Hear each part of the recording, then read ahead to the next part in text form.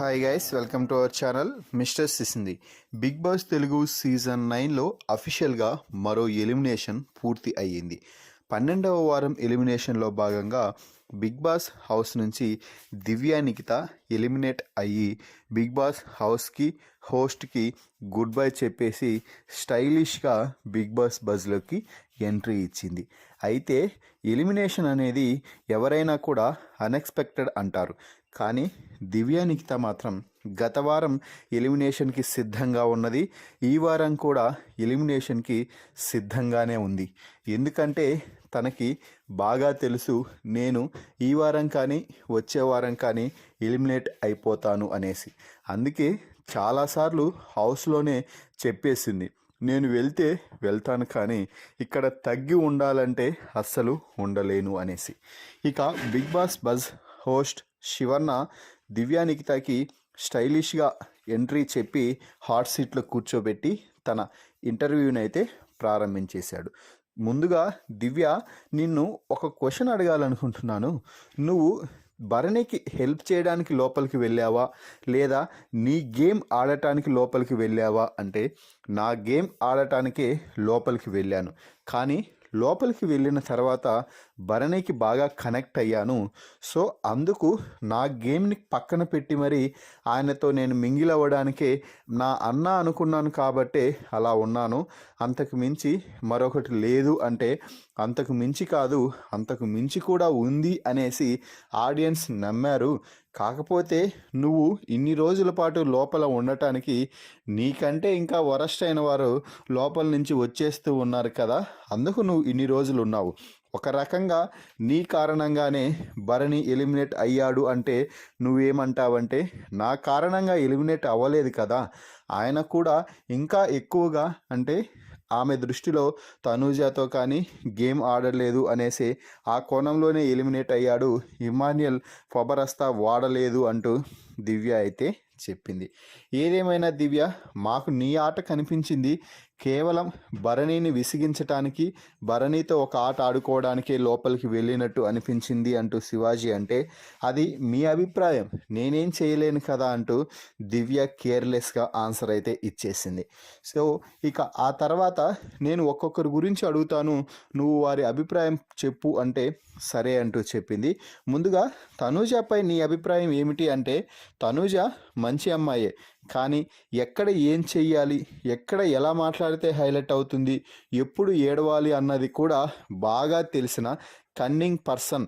ఆమె serial acting అంతా తీసుకొచ్చి బిగ్ బాస్ హౌస్లో చేస్తుంది అంటూ దివ్య సెన్సేషనల్ కామెంట్ అయితే చేసింది.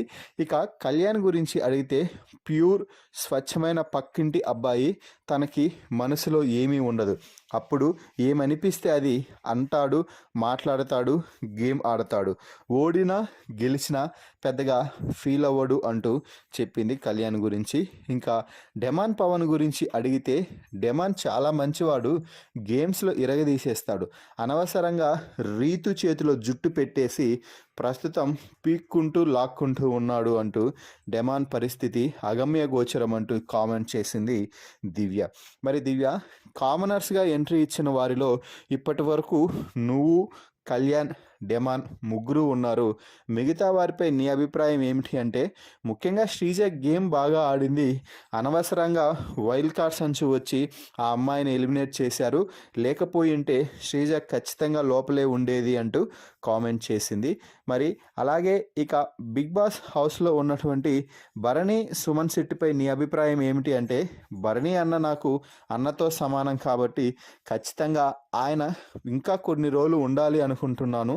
అలాగే సుమన్ శెట్టి కూడా గేమ్లో టాస్క్లో తన పర్ఫార్మెన్స్ ఇస్తారు, కానీ ఆ తర్వాత సైలెంట్గా ఉంటారు, ఒక్క స్టాండ్ తీసుకోరు, ఆయనకి నామినేషన్స్లో ఒక పాయింట్ చెప్పడానికి కూడా కరెక్ట్గా చేత కాదు అంటూ చెప్పడం ఇక్కడ విశేషం. అలాగే ఇక రీతుపై నీ అభిప్రాయం ఏమిటి అంటే, రీతు గేమ్స్లో బాగా ఆడుతుంది, అలాగే అందరితో బాగా కలిసి ఉంటుంది, కానీ డెమాన్తో చేసే ఫేక్ లవ్ స్టోరీ బాండింగ్ ఏదైతే ఉందో అది మాత్రం కంపరంగా ఉంటుంది అంటే, మరి నిన్న నాకు సార్ ఎవరికైనా అన్కంఫర్టబుల్ ఉందా అంటే లేదు అన్నారు. అంటే అన్కంఫర్టబుల్ లేదు, కానీ వారిద్దరు నడిపే ప్రేమ కథను చూస్తుంటే ఇది ఎందుకురా బాబు చిరాగ్గా షో కోసమే చేస్తున్నారు అని అనిపిస్తుంది అంటూ దివ్య అయితే చెప్తుంది. ఇక సంజనపై నీ అభిప్రాయం ఏమిటి అంటే, సంజనకి ప్రస్తుతం పరిస్థితి ఎలా ఉందంటే ముందు నొయ్యి వెనుక గొయ్యి అన్నట్టుగా ఉంది. ఇంతకు ముందే ఒకసారి అందరూ కలిసి ఆమెను ఏదో సేవ్ చేసినట్టుగా ఒక స్టోరీ అల్లేశారు. ఇప్పుడు మరోసారి కూడా అదే విధంగా చేయటంతో ఆమె నరక యాతన పడుతుంది అంటూ చెప్తుంది. సో ఇక ఫైనల్గా ఇమ్మాన్యుయల్ గురించి ఏం చెప్తావు అంటే, ఇమ్మాన్యుయల్ జెన్యూన్ ప్లేయర్, మంచి కమెడియన్. ఆయన గురించి చెప్పాల్సిన అవసరమే లేదు. టాస్కులు కానీ కామెడీ కానీ ఎరగదీసేస్తున్నాడు. ఈ సీజన్లో విన్నర్కి అయ్యే లక్షణాలు అన్నీ ఉన్నది ఏకైక కంటెస్టెంట్ మన ఇమ్మాన్యుయల్ బ్రో అంటూ దివ్య అయితే చెప్పింది. సరే దివ్య, మరి నీ అభిప్రాయం ప్రకారం ఈ సీజన్ విన్నర్గా ఎవరు నిలుస్తారు అంటే, కళ్యాణ్ కానీ ఇమ్మాన్యుయల్ కానీ విన్నర్ అయ్యే అవకాశాలు ఎక్కువగా ఉన్నాయి అంటూ చెప్పింది దివ్య. మరి దివ్య నిఖిత ఈ బిగ్ బాస్ బజ్పై మీ అభిప్రాయాన్ని కామెంట్స్ రూపంలో తెలపండి. మరిన్ని బిగ్ బాస్ లైవ్ అప్డేట్స్ కోసం మన ఛానల్ని చూస్తూ ఉండండి. Please subscribe our YouTube channel mister సిసింద్రి.